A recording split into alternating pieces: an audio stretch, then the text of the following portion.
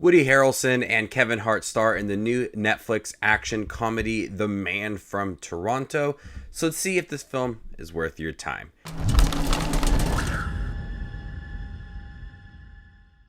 Hi everybody, my name is Justin here. I try to watch everything that hits theaters and streaming services. If you guys are like me, make sure to hit that subscribe button down below for more content. A case of mistaken identity forces a bumbling entrepreneur to team up with a notorious assassin known as the Man from Toronto in hopes of staying alive. This is directed by Patrick Hughes, and he directed The Hitman's Bodyguard and its sequel, and I will admit, I really don't care about both of those films. So going into The Man from Toronto, I was very worried. Even though I like Kevin Hart and I like Woody Harrelson, I think it's a really interesting duo, I was afraid of how it would turn out. And this is very similar to The Hitman's Bodyguard. I will say it's a little bit better than The Hitman's Bodyguard. Not the best film I've ever seen, but just a little bit better.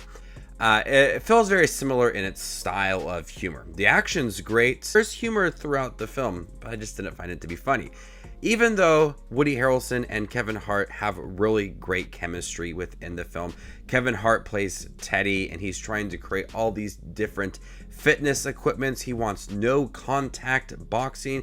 He's someone that would not be a sinister villain, someone that's intimidating, someone that you would bring into a room, try to interrogate somebody, and then kill them. That's Woody Harrelson, and so they're polar opposite characters, and we see that a lot within these kind of action comedies. I think Kevin Hart is the right person to kind of talk his way out of situations. People mistaken him for the Man from Toronto, and so he has to go along with that.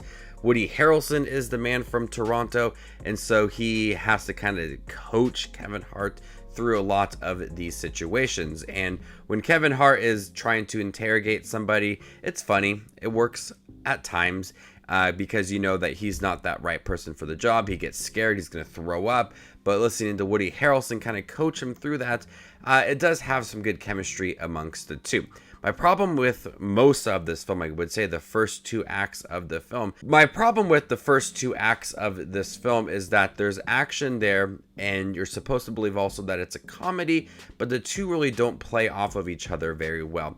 That tone in here is more heavy on the action and it's intimidating, and the humor, while it's being present, I don't feel that it's kind of matching the tone of the action film. So at times the comedy is trying to compete with those action scenes, and whenever Kevin Hart is in these ridiculous situations and he's trying to survive everything, it's supposed to be funny, but I just did not find it to be funny at all.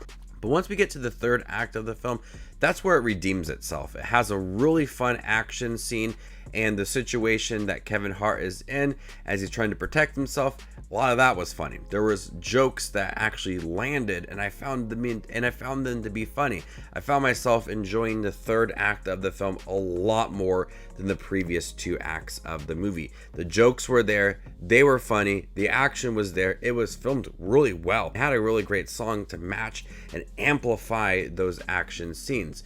Just the first two acts did not match that. We had a lot of the side story with Teddy trying to create these fitness equipment and then want no contact boxing, which I found to be a little unnecessary and really didn't add much to the movie. And watching Woody Harrelson, and I did find him to be very intimidating, but he kind of took a step back as he was trying to coach Kevin Hart through a lot of the sequences. Just the first two acts of the movie were a mess for me, and I just was not interested in anybody's story and none of the action scenes and the comedy throughout. But once we get to that third act and you believe that they are starting to kind of develop this relationship, anybody that works with Kevin Hart, I think, has good chemistry. The Rock, Will Ferrell, anybody that's ever worked with Kevin Hart, I think he just has this presence, and people kind of want to match that, and it just ends up working out. And once again, with Woody Harrelson, I think him and Kevin Hart have really good chemistry. Woody Harrelson's intimidating, Kevin Hart's not, but the role is very similar to other Kevin Hart films, and it just works for this movie. But once we get that third act is easily the best thing about this movie, and I'm glad I stuck with it. There's multiple times where I absolutely wanted to turn it off. I was not enjoying this film at all, but that third act is the best thing about this movie. So The Man from Toronto feels very similar to other Patrick Hughes films. He also directed Expendables 3, and that franchise is whatever.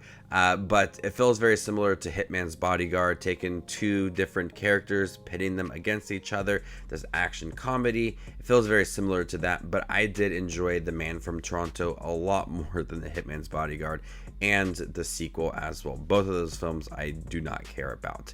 So before I give you my score for The Man from Toronto, make sure to check out my channel. Here I do movie reviews, trailer reactions, ranking videos, tier lists, all that fun movie related content that you see on YouTube. I do it all here, so hit that subscribe button to get it all in one spot.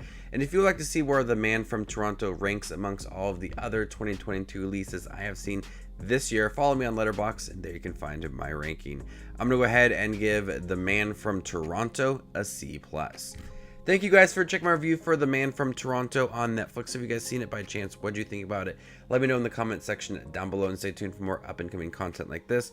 My name is Just Watches Movies, and you guys stay classy, YouTube.